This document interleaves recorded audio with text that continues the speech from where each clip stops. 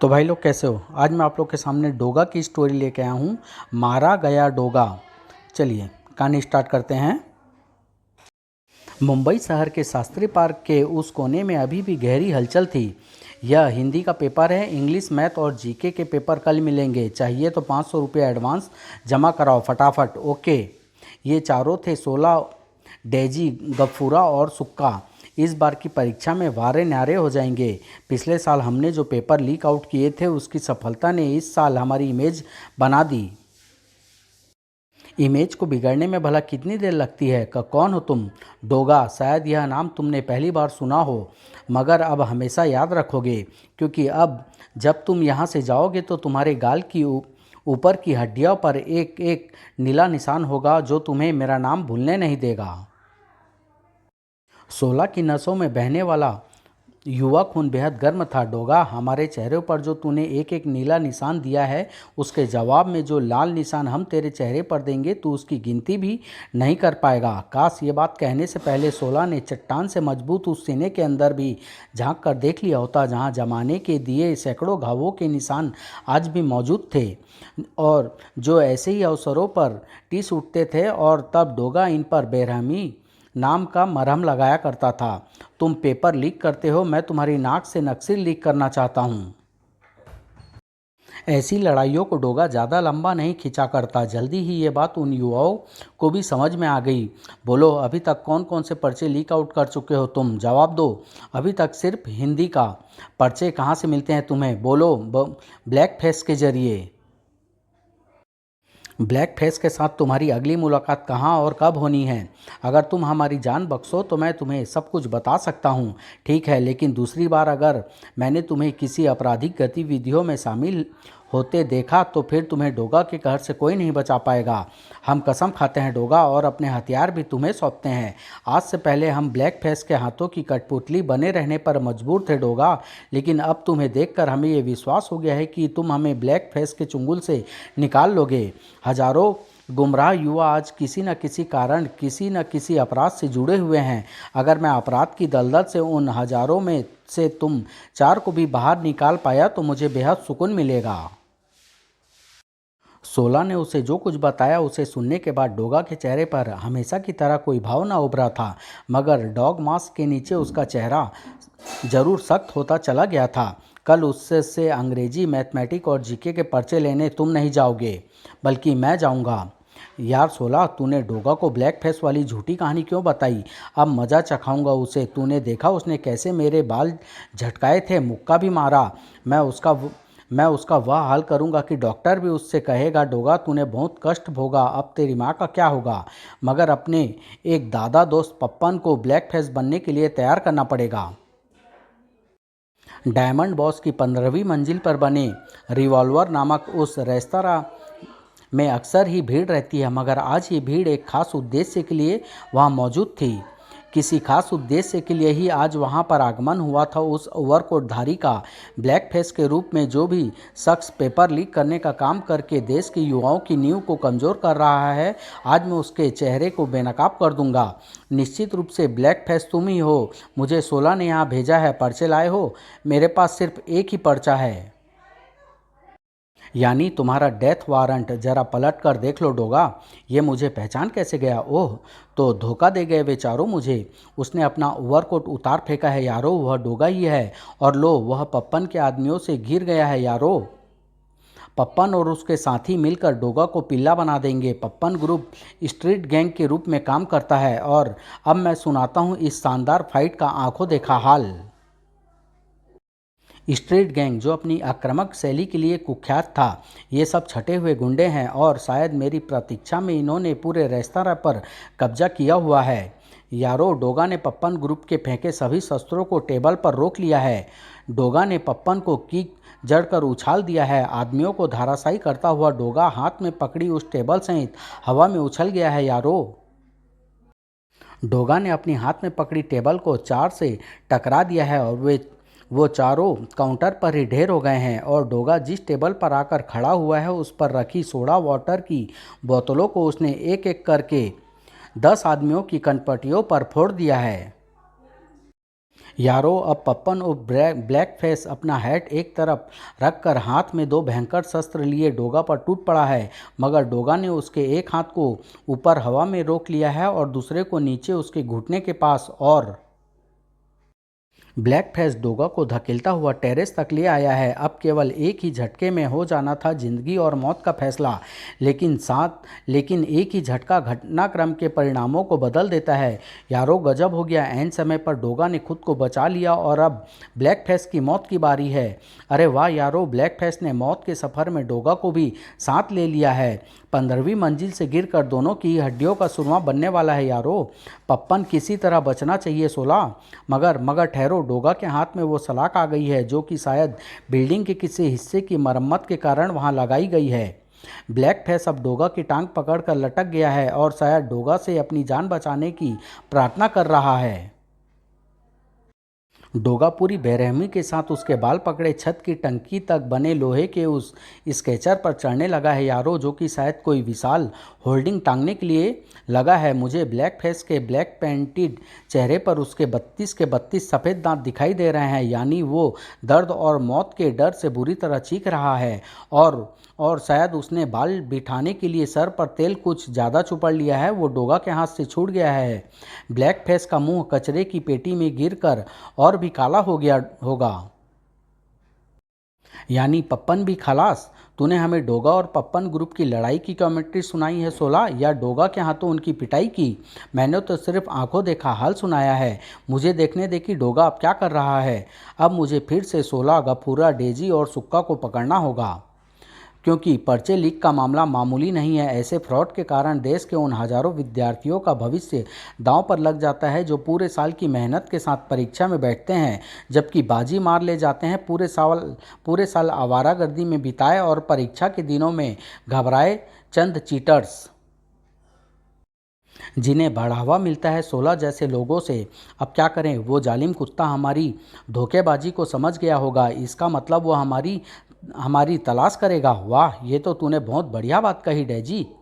उसे हमारी तलाश में आने दो। इस बार मैं ऐसा पासा फेंकने वाला हूँ जिससे डोगा हरगिज नहीं बचेगा। फिलहाल बस पकड़ो, ये इस रूट की आखिरी बस है। मगर यार, ये डोगा है क्या चीज़? उसकी पिटाई खाकर भी पूछ रहा है सुक्का। और अगली रात अपनी योजना को अंजाम देने के लिए पहुंच चुके थे वे चारों। 16, आज तुम्हें इंग्लिश और मैथ के पेपर देने वाले थे, कहाँ है पेपर? अब आपको क्वेश्चन पेपर नहीं मिलेंगे। क्यों क्यों क्यों? हम तो पैसे भी एडवांस दे चुके हैं।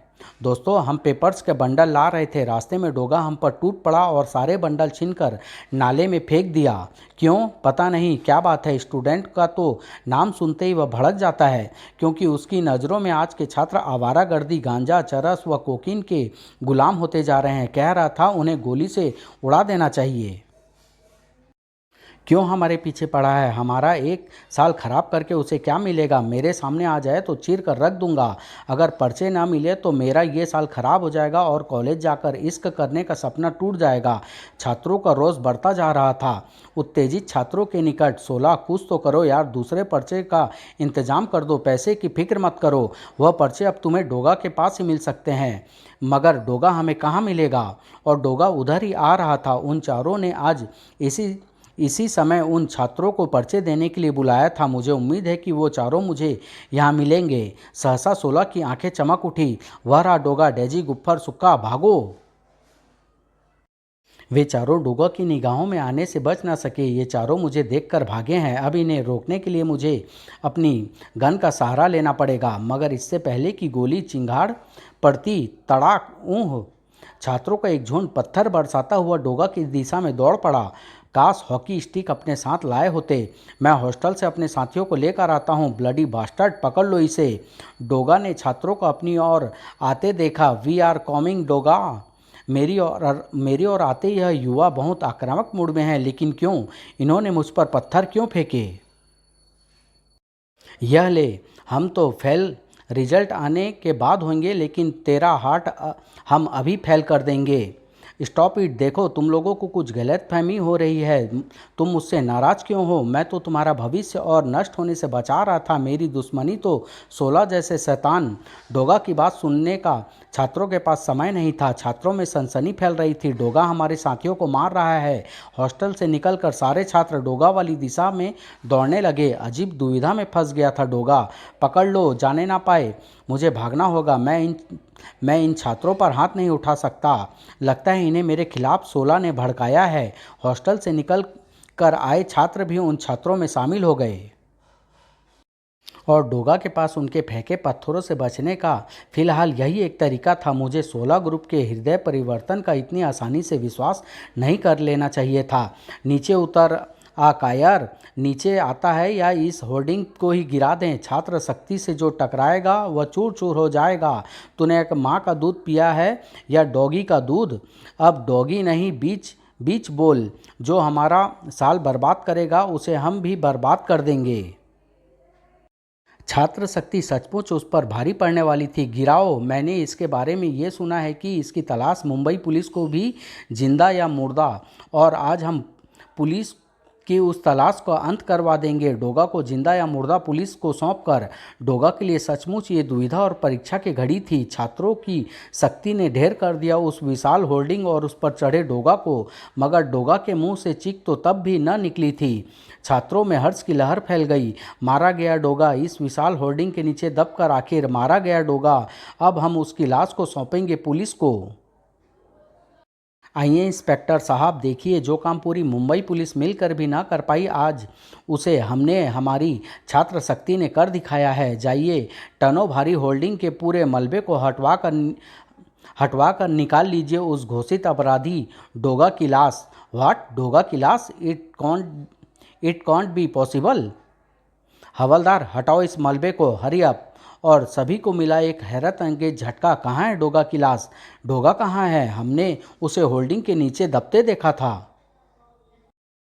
डोगा शायद उस मैन होल के रास्ते से भाग निकला है।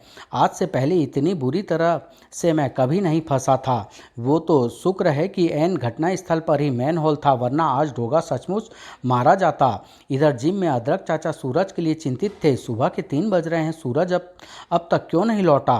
तभी उसे किसी के आने की आहट आई और तब अदरक चाचा ने जो देखा उससे वे हतप्रभ रह गए। सूरज, क्या हो गया? तुम्हारे शरीर पर तो चोटों के निशान हैं।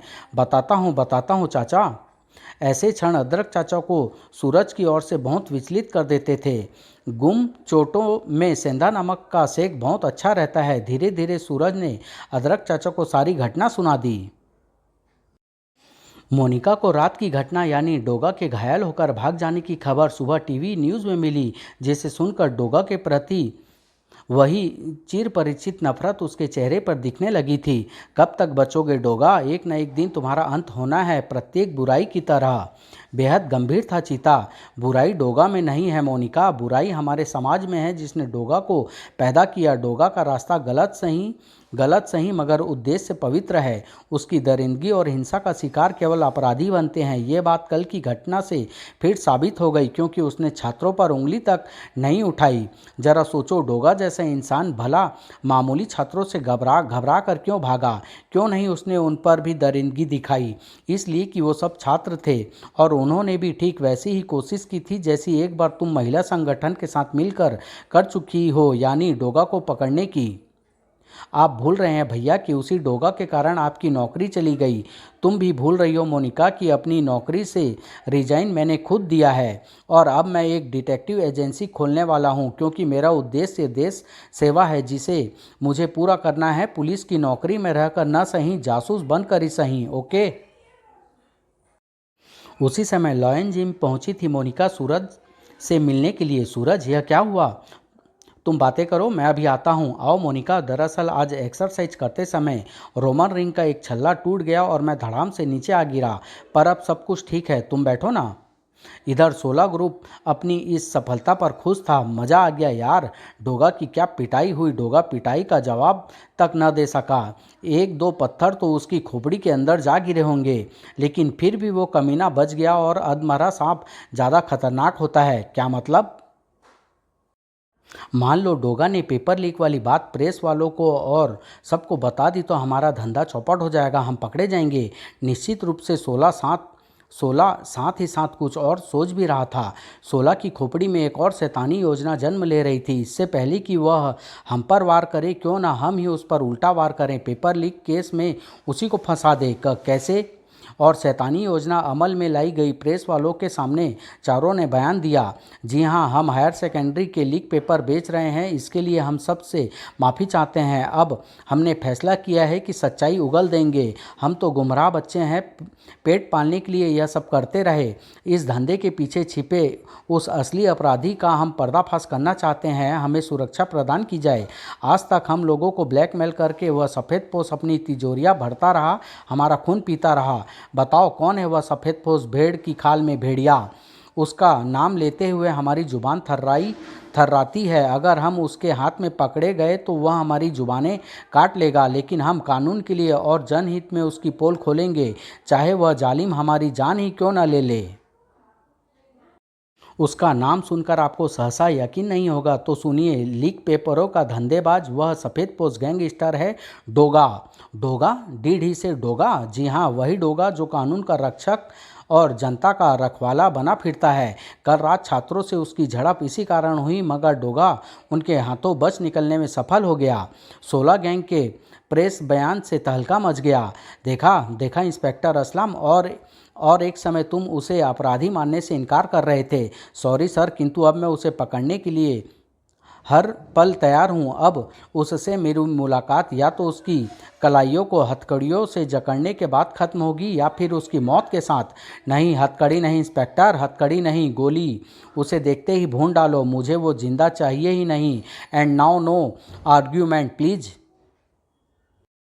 मोनिका उस समय सूरज के ही कमरे में थी जब बीबीसी पर वह खबर प्रसारित हुई। लो सूरज, डोगा का एक और रूप उसके सामने आ रहा है। ये डोगा ऐसा लगता तो नहीं? कुछ ही देर पश्चात मोनिका से छुटकारा पाकर सूरज बन गया डोगा। 16 ग्रुप के ऐसे बयान के बाद मेरे बयान का कोई यकीन नहीं करेगा कि मैंने पर्चे लीक नहीं किए, मगर मुझे उससे कोई फर्क नहीं पड़ता। डोगा सच्चाई के रास्ते पर है, और सच्चाई जानकर भी उतनी ही खलबली मचेगी जितनी कि झूठे बयानों पर मच रही है। निकल पड़ा था वो सिपाही, इस बार अपने चेहरे पर लगे दाग को धोने। डोगा की तलाश में पुलिस जिप्सियां सड़कों पर दौड़ने लगी, और तब एक बार फिर सनसनी मच गई जब, हेलो, हाँ क्या डोगा को देखा गया है? लाला लाजपत राय पब्लिक स्कूल के हॉस्टल के पास। ओके। बहुत सी जिप्सियां विभिन्न दिशाओं से लाला लाजपत राय हॉस्टल की ओर दौड़ने लगी। खबर वाकई सच थी। डोगा को पुलिस वालों ने हॉस्टल के बाहर घेर लिया, और उनका नेतृत्व कर रहा था इंस्पेक्टर असलम।